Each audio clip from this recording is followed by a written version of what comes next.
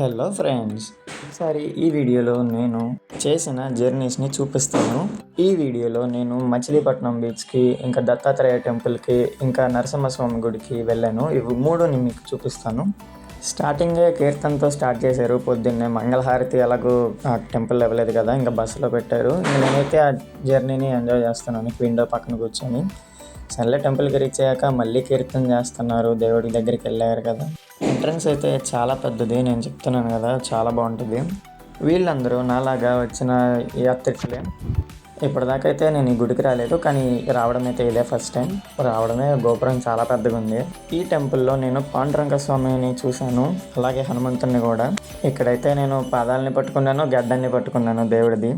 ఈ temple out side అయితే కొంచెం అటు ఇటు గజిబిజిగా ఉంటుంది, కానీ లోపల అయితే చాలా బాగుంటుంది.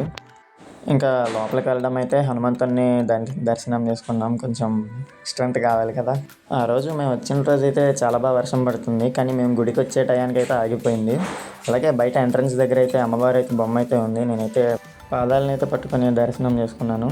ఇంకా ఈ ఆలయాన్ని అయితే నిర్మించిన వాళ్ళు ఇదిగో మీకు చూపిస్తున్నాను కదా, శ్రీమతి సూరమ్మ గారు, ఈవిడ హస్బెండ్ శ్రీమతి నరసింహం గారు. లోపలికి వెళ్తే అయితే భలే ప్రశాంతంగా ఉంది అండ్ చాలా పీస్ఫుల్గా క్వైట్గా ఉంది. సరే అని వెళ్ళాను. కింద అయితే పాదాలు దగ్గర తాబేలు అయితే ఉంది, అది కూడా విష్ణుమూర్తి అవతారమే కదా. లోపలికి అయితే వీడియో అయితే తీయనివ్వలేదు, కానీ ఇంకా బయట ఆ చుట్టుపక్కల సరౌండింగ్స్ని అయితే వీడియో తీశాను. దర్శనం చేసుకున్నాక మేము బ్రేక్ఫాస్ట్ చేసాం. ఇంకా చేశాక కొంచెం క్లాస్ విన్నాం, మా ప్రభుజీ చెప్పిన క్లాసు. మధ్యాహ్నం భోంచేసే వాళ్ళకి వెళ్తేనేమో అక్కడ ఆవు మొత్తం తినేసిందని చెప్పారు. ఇస్కాన్ సాంబార్ అయితే తాగేసిందంట. ఇంకా బయట నుంచి అయితే ప్రసాదం కొత్తగా తెప్పించాం, మళ్ళీ తిన్నాము లంచ్ అయితే. అక్కడైతే కాళికా అమ్మవారి గుడి కూడా ఉంది. నేను దర్శనం మేము చేసుకున్నాను, ఎందుకన్నా భక్తుంది కదా. ఇంకా గుడికి ఉపాలయాలు కూడా ఉన్నాయి. ఆ ఉపాలయాల్ని అటు ఇటు ఒక రౌండ్ వేసి చూశాను. ఇక్కడ గోశాల కూడా ఉంది. కొన్ని ఆవులకైతే ఇక్కడ సరిగ్గా ట్రీట్మెంట్ అనేది బాగాలేదు, బట్ పర్లేదు, మేబీ ఫ్యూచర్లో చూస్తారేమో. అక్కడ చెట్టు కింద అయితే శివలింగం ఉంది. ఇక్కడ ఇవన్నీ ఉపాలయాలే, ఆ పక్కన వీటికి సరిగ్గా మెయింటైన్ అయితే చేయట్లేదు, బట్ అలా వదిలేశారు. చూడండి, నరసింహస్వామి, ఇంకా శ్రీరాముడు, ఇంకా అందరూ అలా ఉన్నారు.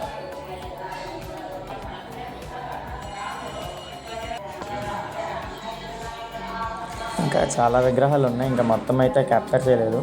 ఇక చింటూ అయితే ఇక్కడైతే ప్రశాంతంగా రెస్ట్ తీసుకుంటున్నాడు. వాతావరణానికి చల్లగా ఉంది కదా. మళ్ళీ ప్రభుజీ క్లాస్ చెప్పారు. మధ్యాహ్నం తినేసాక మళ్ళీ క్లాస్ విన్నాం.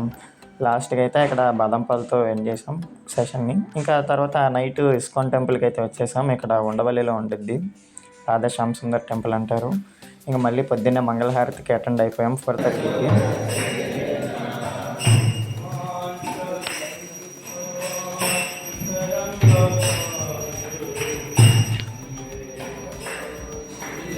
ఇంకా దీని తర్వాత అయితే మేము నరసింహస్వామి టెంపుల్కి అయితే వెళ్ళాం, కొండ మీద. అదైతే అసలు సపరేట్ ఎక్స్పీరియన్స్. ఆ కొండని ఎక్కలేకపోయాం, కానీ ఆ గుడిని ఎక్కాం. కొంచెం ఇంక్లైన్లో ఉన్న బాగా పర్లేదు, ఎక్కాం. ఈ గుడికి చరిత్ర నేను వచ్చే టైంలో చెప్తాను. ఇక్కడ ఎంట్రన్స్ కానీ అక్కడ ఉండే ఎక్స్పీరియన్స్ సపరేట్లే. ఇక్కడికి వెళ్తే ఖచ్చితంగా మంచి అయితే జరిగిద్దని అంటారు. ఇంక నేను కూడా ఇస్కాన్ పద్ధతిలో పంచ కుర్తా మొత్తం కట్టేసుకుని వెళ్ళాను. అక్కడ వ్యూ అయితే భలే ఉందిలే అబ్బా.